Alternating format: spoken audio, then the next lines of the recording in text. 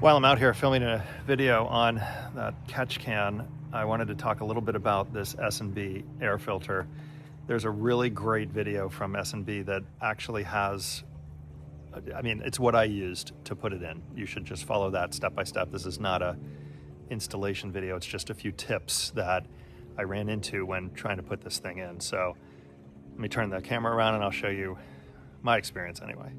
So aside from looking awesome, and I left this out. Some people leave this out to make more sound, but I left it. I left it in. A couple things. I ended up using the factory push pins here because the other ones just didn't hold as tightly, my experience. This thing right here will want to roll down under like that. And if you don't notice, it actually really fits perfectly, just like that. This right here has none of the original parts. It's just this plastic grommet with the factory screw, but the factory washer and thimble looking thing is, you don't use that at all.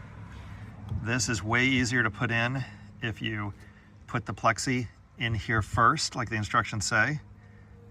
Go figure, and then try to put it in here. But the tip here is if you put on rubber gloves, if you just peel the edge of the protective coating on both sides just a little bit and then put on some rubber gloves to take it off and finish the install, you won't end up with fingerprints all over it that you have to clean later, because remember, you have to clean both sides of it. So surgical gloves really worked well. This thing is seemingly barely in there. On the factory, it's actually screwed in to a clip. On this, it's just pushed in. So it's, pretty wobbly. Be sure to zip tie this cable first. The instructions show you to do that, and it matters because you can't access it. And then this little guy right here did not go in easily.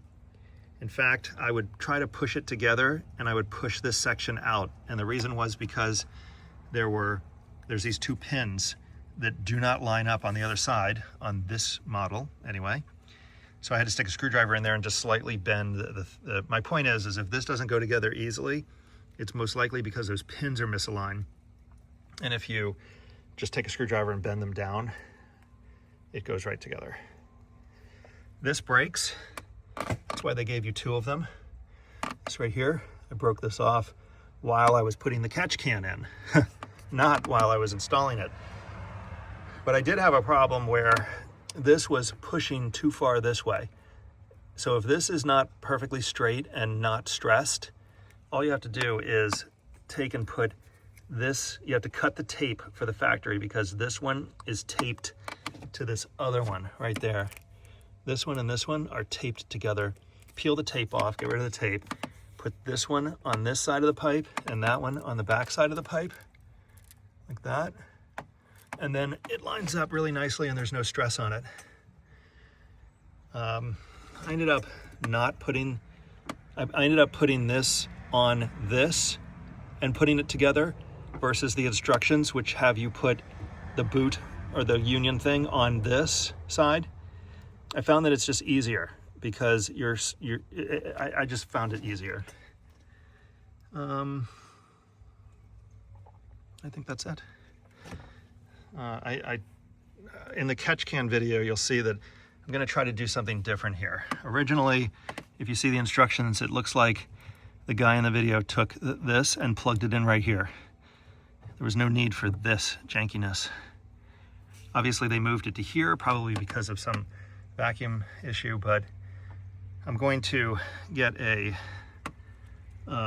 what's the brand? UPR, I think. Clean side filter. Sorry, falling over into the truck.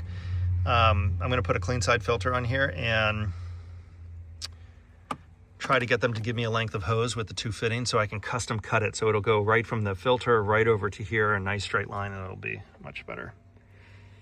But that's just my tips for putting this thing in. The sound is incredible. It's totally worth it. It also feels like it has some improved improved mid-range. Feels like when it's just idling, you really don't hear any difference. I don't hear any difference. But when you give it a little gas, you hear this swoosh sound, and you also hear the mechanics of the supercharger. Sounds amazing. And I think I get, it could be in my head, but I really do think I get a little better response when I hit the throttle at about 40, 50 miles an hour. And also, it seems like in sport mode, it leaves it in gear longer. Maybe there's less restriction on the throttle, so it's sensing the downshift differently, and the computer is adjusting. I don't know why, but it definitely seems to be, it leaves it in gear longer and shifts a little bit, I don't want to say harder, just better. So I'd recommend this thing if you're debating it. It's not that expensive and it's a very easy installation. So anyway, hope this helps. Please subscribe. Got lots of projects planned for the truck. See you next time. Bye.